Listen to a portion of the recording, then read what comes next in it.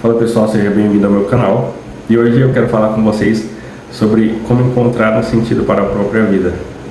Na verdade eu quero compartilhar a minha experiência com esse assunto e espero que ele te ajude de alguma forma, mas também vou comentar sobre o livro do Dr. Viktor Frankl, que eu li já tem muito tempo, que chama Em Busca de Sentido. Vou comentar, na verdade eu vou trazer um aspecto em específico do livro e eu recomendo que você leia, tá bom?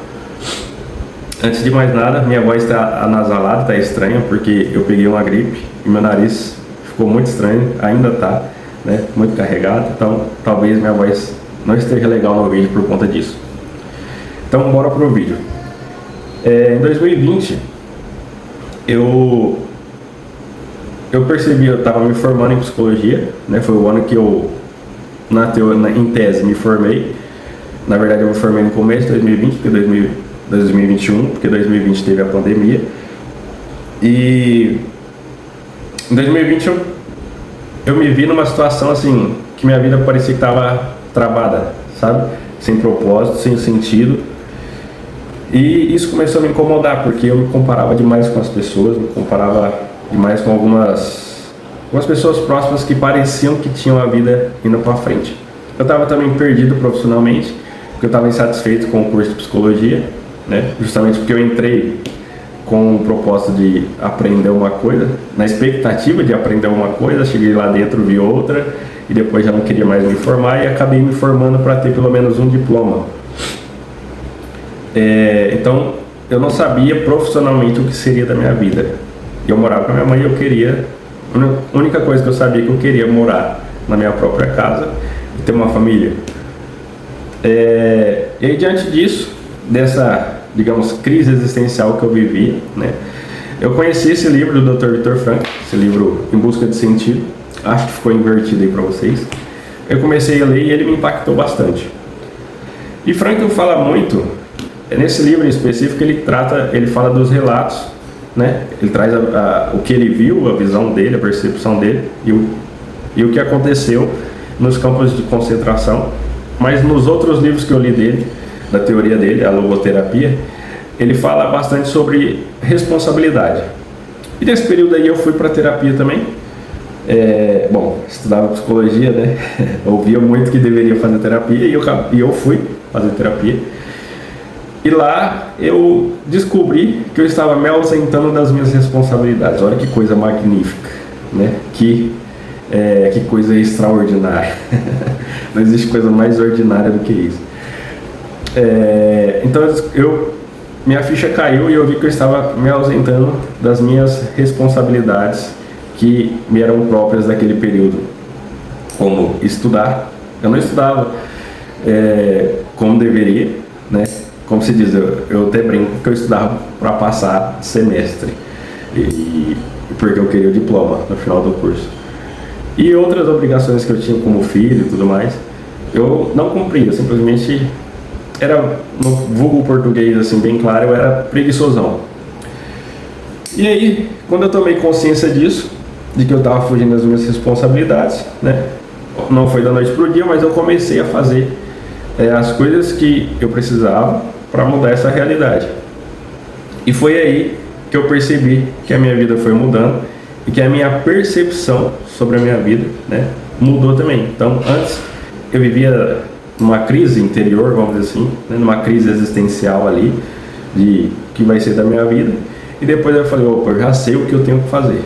Então, eu comecei a fazer essas coisas. E aí eu me casei. Eu arrumei um outro emprego que não era na área da psicologia. Muito tempo fiquei nesse emprego. Muito tempo não, mentira. Fiquei 2 anos e alguma coisinha.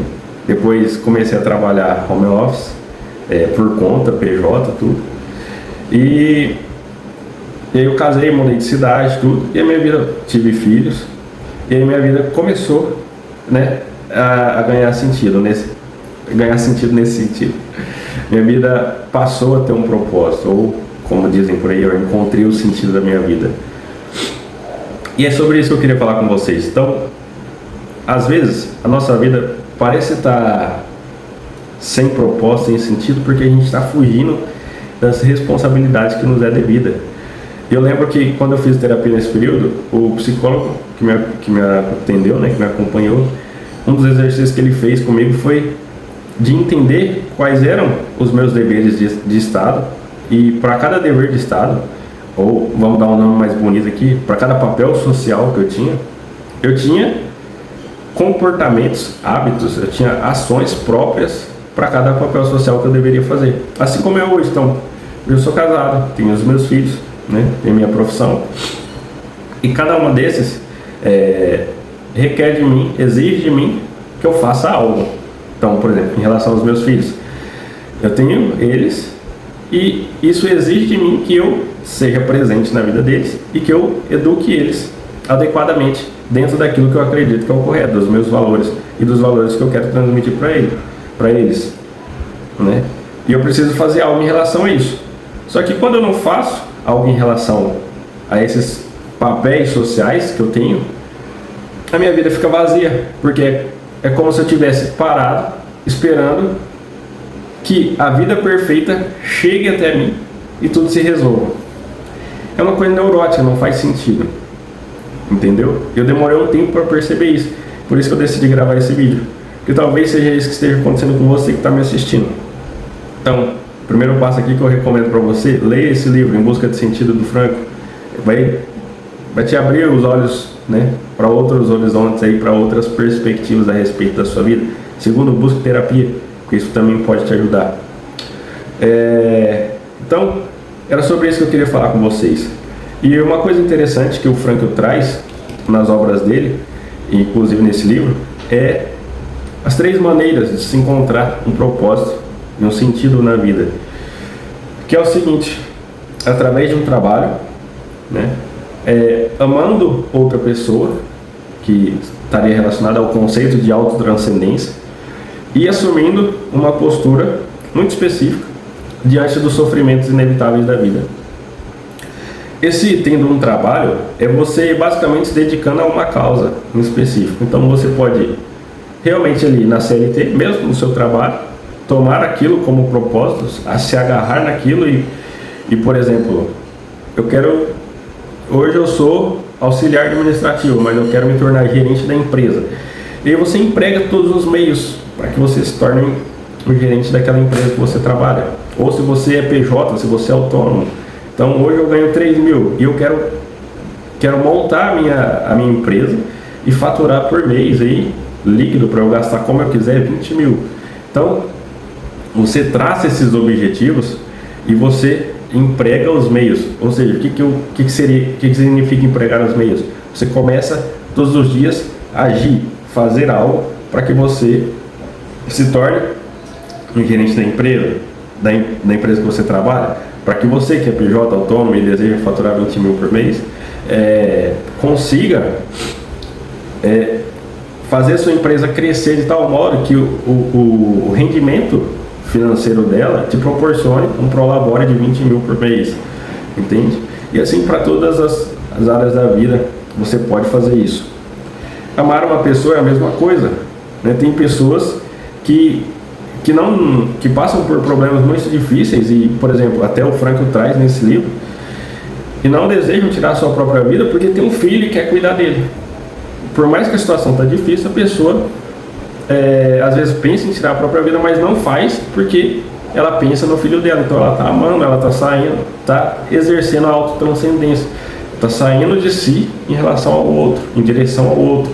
Ou seja, por algum momento ela esquece de si para cuidar do outro, que é o filho dela.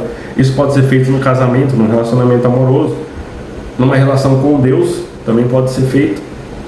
E assumindo uma postura específica diante de um sofrimento inevitável da vida, que sofrimentos inevitáveis diante da vida são, por exemplo, a morte de alguém que a gente deseja muito bem, de um ente querido, né? Uma mãe, um pai, um filho, um irmão, um primo, um amigo.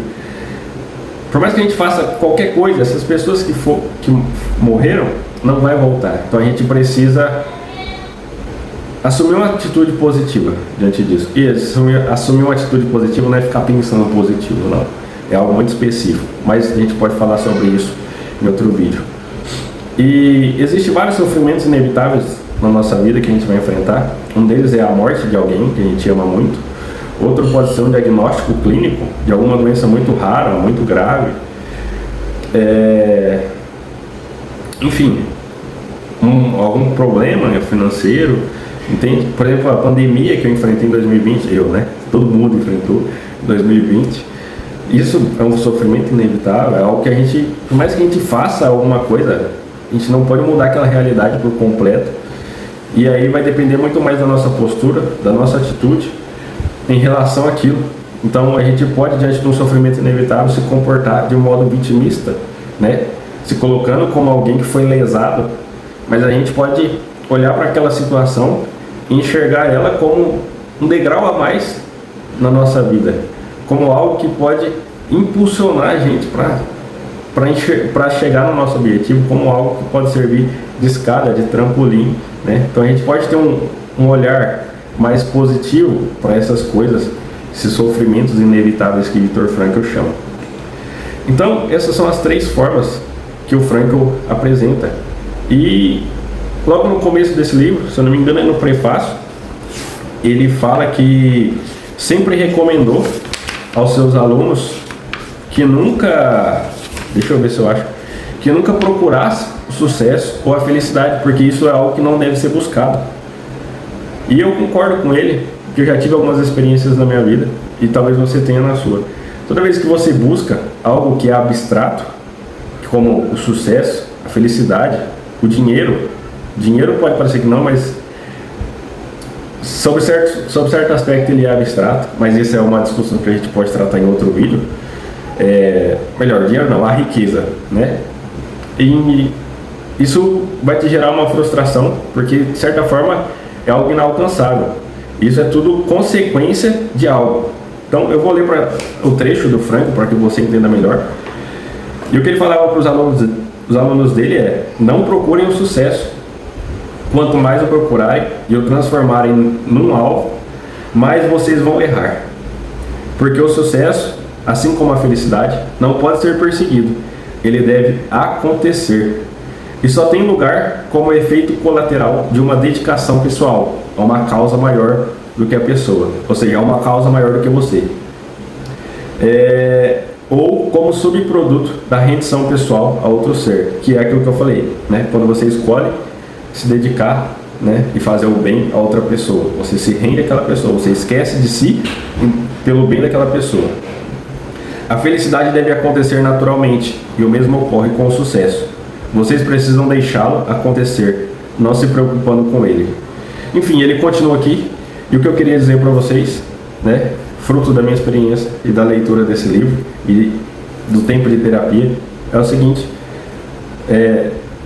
cuide para que você não fuja das suas responsabilidades, para que isso não gere uma crise existencial em você e que você não sinta uma falta de sentido. E busque se dedicar a algo que você acredita, que você gosta, né? Se você tem um sonho, se você quer ter algo ou fazer algo na sua vida, acredite nesse sonho, empregue os meios e faça, né? Foque em fazer essas coisas, foque em ter essas coisas que você quer ter. O sucesso ou a felicidade, como o Frankl disse, ele virá, porque ele é consequência disso. Então, se você quer perder 10 quilos, vai lá, empregue os meios, né? Faça dieta, faça atividade física, e o sucesso e a felicidade vai vir quando você estiver fazendo as coisas para perder 10 quilos.